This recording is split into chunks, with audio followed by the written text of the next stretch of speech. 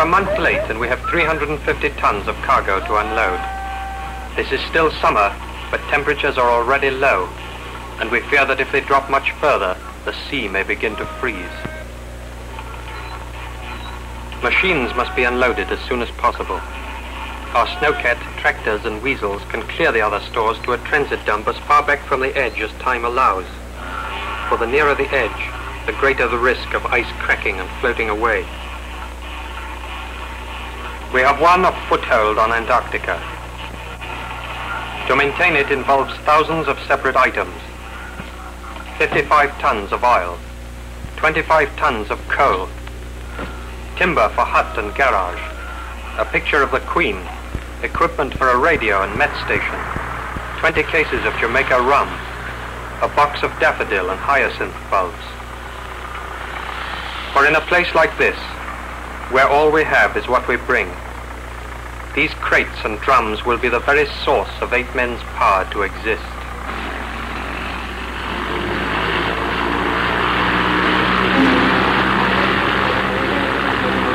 The Auster could now take off on skis, reconnoiter the area, and watch for signs of approaching sea ice.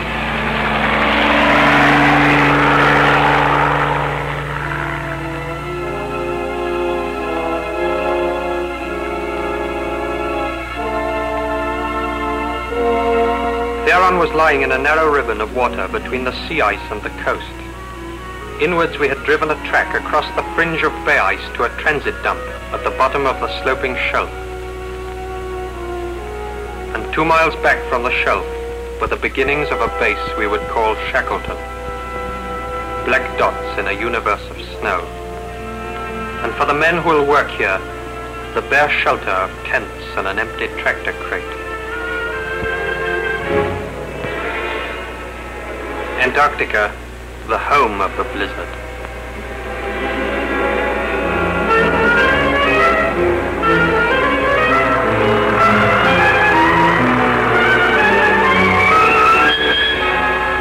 Waves were bursting along the ice edge and the ship moving uneasily at her mooring place.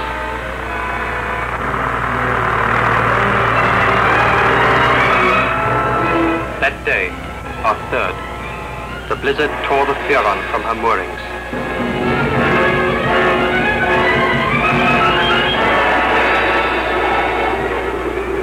The working party was left helpless on shore among the flooded crates and boxes.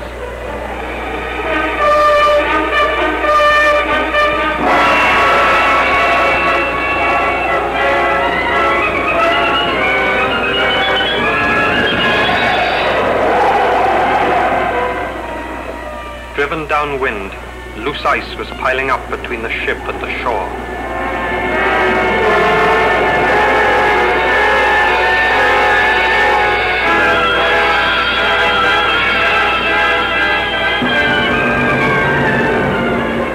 Slowly, during a lull, Captain Morrow eased his ship back to the ice edge.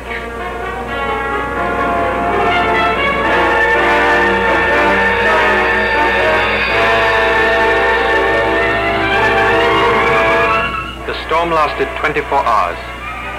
24 hours of precious working time, lost.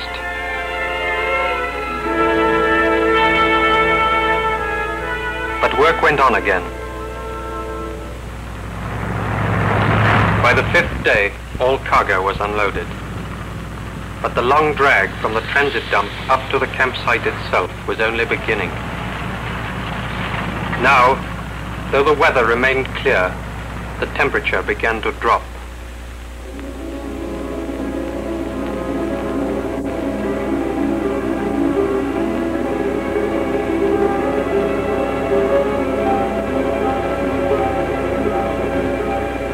New ice was forming, first sign of the end of summer.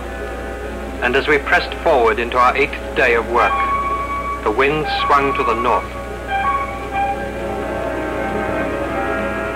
The new ice was bearing down and filling up our narrow lead of clear water. This is what we had all feared.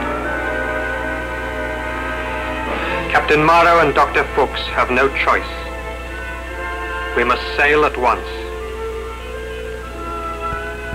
If we are to cross Antarctica next year, the main party must leave now to return with more new equipment. 8 stay behind.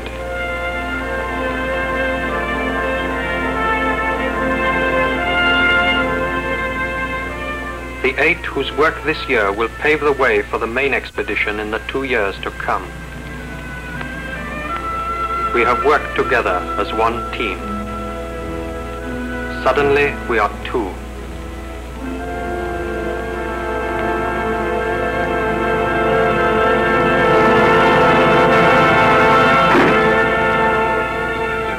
They face a stern task. 3 months from now, the day and night darkness of winter will have settled over the Antarctic continent.